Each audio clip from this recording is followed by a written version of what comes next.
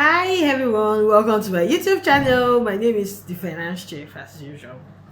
I hope you like my channel. Please always put on the notification button so that when we post any video, you are going to be the first to see it. And let me tell you one thing, this is the only channel that gives you free cooking videos, free financial literacy course, free baking videos, and free business tips. This is the only channel you can get everything. Very soon I'm going to be posting my exercise videos too. So this is the only channel you can get 5-in-1 things. So please subscribe to my channel. Subscribe to my channel so you don't see me in your dreams. Thank you very much. So today we are going to be talking about letter of administration. What do I mean by letter of administration? We've heard some people. So if for any reason any of your family member or anybody dies without a will, right? It is assumed that the person died in state without a will, and most times when people die, their money is still in their bank accounts. And a lot of times, I know when you want to open an account, they'll tell you to put your beneficiary details. By default, a lot of people think that when you put the beneficiary details in it, the money in the account automatically goes to the beneficiary of the account. No, it does not work that way. At all, it doesn't work that way. If anybody dies, your money is still going to be in the account. Nobody will touch your money. However, the family member of that person needs to go to the court to have a letter of administration done.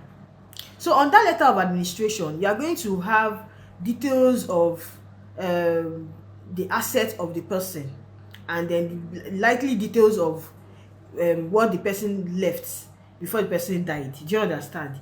So it just basically contains what the person left in the person's property, cash property, non-cash properties, whatever the person has left is going to be stated in the letter of administration, and it is going to be done by a lawyer, right? It's going to be done by a lawyer. So it's good to get a good lawyer. If you need a contact of a lawyer that can do it for you, I have a contact, but you have to reach out to me on Instagram to get that. I have a contact of a lawyer. I don't know his fees or anything, but I have a contact of a lawyer that can get that done. However, after the letter of administration has been done, the next step is to open an estate account. So all you do is go to the bank to open an estate account. I know of UBA, I know of Access Bank.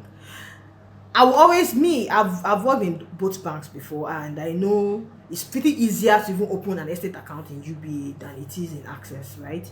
So what I'll get into the requirement to open an estate account. You need a letter of administration, which I said is going to be done by a lawyer. Then you need ID card and BVN of the signatories to the account, which is going to be stated in the letter of administration. So the signatory to the account will be stated in the letter of administration.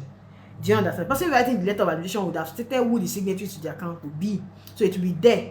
Then you can also add an instruction to the side. That's like the money to the account. Whether it's going to be either to sign by the signatories to the account that has been stated in the letter of administration, or sole signatory, or both to sign. Right? So you are going to bring all these documents to the bank. The bank will open an estate account for you. After opening the estate account, we will now do something called search.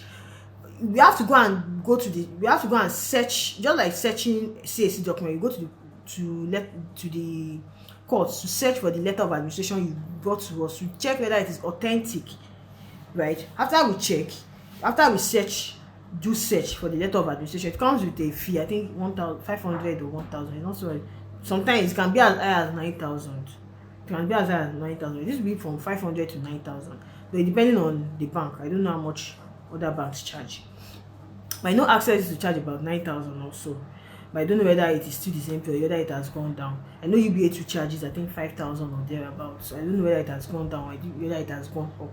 But there's always a search that is being done. After the search has been conducted, then the accounts can be operational. Then they will now change all the monies in the person's account in other banks. Do you understand? All the monies in the person's account in that same bank will now be moved to the estate account. So if the person has like 3 accounts in UBA, all the monies in UBA account will be moved into the estate account. Also, you can take if you can also use that account, right, to open accounts in other banks for the clients. You understand what I'm trying to say? So you can go to other banks and let them know. Then when the estate account has been opened,